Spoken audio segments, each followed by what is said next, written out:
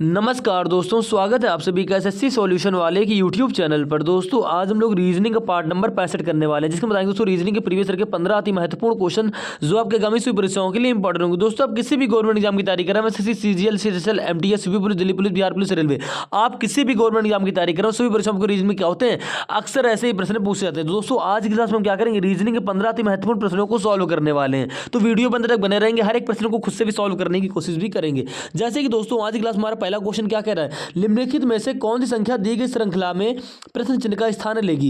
यानी कि देखिए अभी तक आप जो सीरीज के क्वेश्चन देख रहे हो तो उसमें क्या था, सिंपल सीरीज थी, लेकिन ये सीरीज हमारी क्या है, भिन्न के रूप में दे रखी है। ठीक है, यानी कि कह रहा है माइनस का 1/729 कॉमा माइनस का 1/81 कॉमा माइनस का 1/9 कॉमा क्वेश्चन मार्क, यहाँ पे क्या नंबर आ गई आपको बताना होगा। दोस्तों ऐसे भी प्रश्न आपके एग्जाम में क्या होते हैं, अक्सर पूछे जाते हैं। दोस्तों ये क्वेश्चन हमारा एसएससी सीपीओ का एग्जाम होता है उसमें पूछा गया था। तो दोस्तों आप वीडियो बंद तक बने रहेंगे, हर एक प्रश्न को बिल्कुल हाई लेवल से लो लेवल तक के क्वेश्चन को भी क्या करेंगे, सॉल्व करेंगे सेम इसी प्रकार से। जैसे देखिएगा क्वेश्चन नंबर 5 में कह रहा है एक निश्चित कूट भाषा में गेम यानी कि GAME को क्या लिखा जा रहा है, 8426 लिखा जा रहा है के रूप में कूटबद्ध किया जाता है, लिखा जाता है। ठीक है, MUST को सेम इसी प्रकार से 7853 के रूप में कूटबद्ध किया जाता है। तो दी गई कूट भाषा में यानी कि दी गई उसी कूट भाषा में M के लिए कूट क्या होगा। अब इस टाइप के प्रश्नों को कैसे सॉल्व करते हैं और ऐसे प्रश्न आपके एग्जाम में क्या होते हैं, अक्सर पूछे जाते हैं। तो बात करते हैं दोस्तों एग्जाम में पहले क्वेश्चन की। यहाँ पे क्या कह रहा है, निम्नलिखित में से कौन सी संख्या दी गई श्रृंखला में प्रश्न चिन्ह का स्थान लेगी। यानी देखिएगा यहाँ पे सीरीज में क्या हो रहा है, माइनस का 1/, दे रखा है आपको 729। ठीक है, उसके बाद कॉमा है,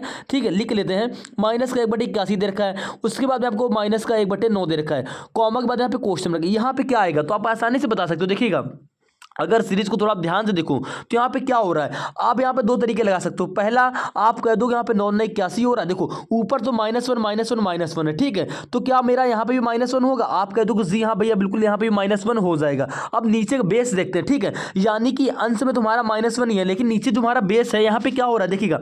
आप दो तरीके से क्वेश्चन को कर सकते हैं। पहला तरीका ये है, आपने देखा यहाँ पे 9 से 81 हो रहा है, यानी कि 9 में 9 की गुणा कर दी। ठीक है, क्लियर हो गया। उसके बाद 81 से यहाँ पे 729 हो गया, यानी कि 81 में 9 की गुणा कर दोगे दोस्तों आपका 729 बन जाएगा। ठीक है, यानी कि ये देखो अब इस 9 के पीछे जाएंगे, यानी कि मेरे भाई यहाँ पर 1 होगा, 1 में 9 की गुणा करोगे तब आपका यहाँ पे ये 9 बनेगा, फिर 9 में 9 की गुणा करोगे 81 बन जाएगा, 81 में 9 की गुणा करोगे दोस्तों आपका 729 बन जाएगा। क्लियर हो गया, यानी कि मेरे भाई यहाँ पे नीचे 1 होगा तभी तो इसमें 9 की गुणा करोगे, आप कह दोगे जी हाँ भैया बिल्कुल। ठीक है, ये हमारा हो गया पहला तरीका। आप ये भी कह सकते थे कि 729 में 9 की भाग करो दोस्तों आपका 81 आ रहा है, 81 में 9 की भाग करो आपको दोस्तों 9 आ रहा है, 9 में 9 की भाग करो दोस्तों आपका यहाँ पे क्या आ जाएगा 1 आ जाएगा। ठीक है, क्लियर है, 1 आ जाएगा, यानी कि ऊपर तो -1 ही रहेगा और नीचे हमारा बेस में क्या आ गया, 1 आ गया।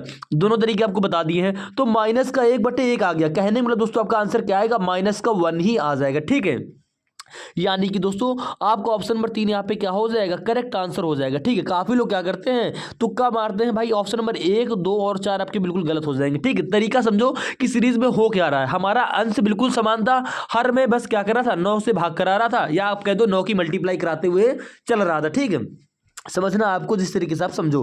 बात करते हैं दूसरे क्वेश्चन की। दोस्तों ये क्वेश्चन भी हमारा एसएससी सीजीएल में सीपीओ में काफी बार रिपीट हुआ है। इस क्वेश्चन देखो, और ऐसे ही क्वेश्चन आपकी काफी सी परीक्षाओं में पूछे भी जाते हैं। ठीक है, चाहे आप यूपी पुलिस दरोगा की तैयारी करो, या यूपी पुलिस कांस्टेबल की तैयारी करो, यूपी पुलिस कांस्टेबल एग्जाम जो भी होने वाला है उसकी आप तैयारी करो, सभी परीक्षाओं को रीजनिंग में ऐसे ही क्वेश्चन देखने को मिले थे और आगे भी देखने को मिलेंगे। बस करना क्या है, आपको प्रैक्टिस करनी। प्रैक्टिस इसलिए कराते हैं भैया कि आप एक क्वेश्चन को कम से कम समय में सॉल्व कर लो। ठीक है, प्रैक्टिस नहीं करोगे, पहली बार ही क्वेश्चन सॉल्व करोगे तो आपको वहां पे टाइम लगेगा। जैसे कि देखिए ये क्वेश्चन हमारा क्या कह रहा है, रोहित बिंदु ए से उत्तर की ओर 3 किलोमीटर ड्राइव करता है। ठीक है, यानी कि दोस्तों डायरेक्शन से क्वेश्चन है, कह रहा है रोहित जो है बिंदु ए से उत्तर की ओर 3 किलोमीटर ड्राइव करता है और बाएं मुड़ता है, वह बाएं मुड़ता है और 4 किलोमीटर ड्राइव करता है। क्वेश्चन को पढ़ने में आप पेपर में टाइम वेस्ट नहीं करेंगे। ठीक है, वैसे देखिए पढ़ने में टाइम वेस्ट नहीं करेंगे, अगर आपको पेपर में डायरेक्ट क्वेश्चन करना कैसे करेंगे, आप सभी जानते हो। देखो पहले डायरेक्ट करने से पहले आपको 2 चीजें हम बता देते हैं, आप काफी लोगों को पता होंगी, काफी लोगों को नहीं भी पता होंगी। क्या, देखिएगा दिशा के बारे में तो आप सभी जानते हैं,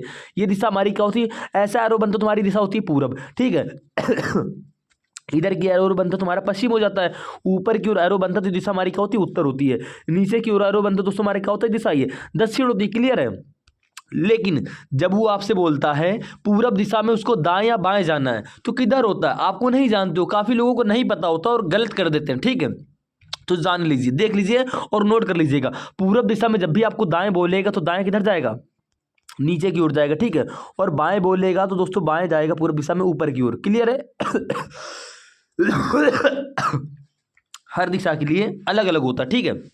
देखो मान लो पश्चिम दिशा में बोल रहा दाएं जाने के लिए, तो पश्चिम दिशा में दायां दोस्तों किधर होता है?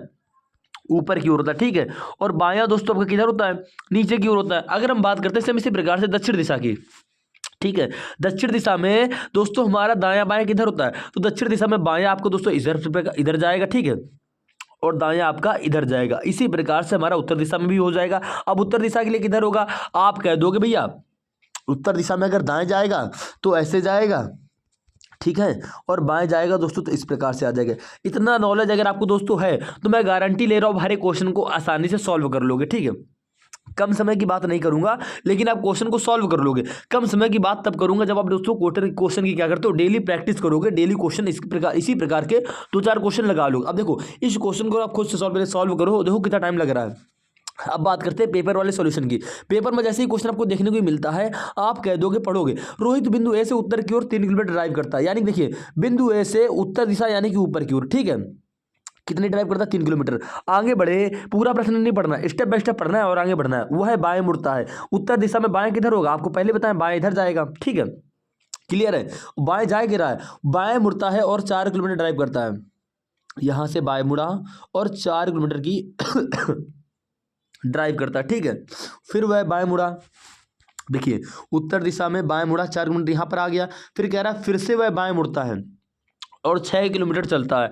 अब आप मुझको ये बताओ, इधर की ओर ऐसा एरो बनना है, एरो किधर की ओर बनता है? पश्चिम दिशा में ऐसा एरो बनता है। कह रहा है 6 किलोमीटर बाएं, वहां से फिर बाएं मुड़ता है, यानी कि यहां से बाएं किधर हो जाएगा? नीचे की ओर हो जाएगा।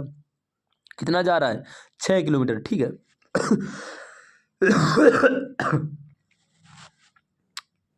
6 किलोमीटर जा रहा है, ठीक है। यहां तक आपकी 6 हो गई।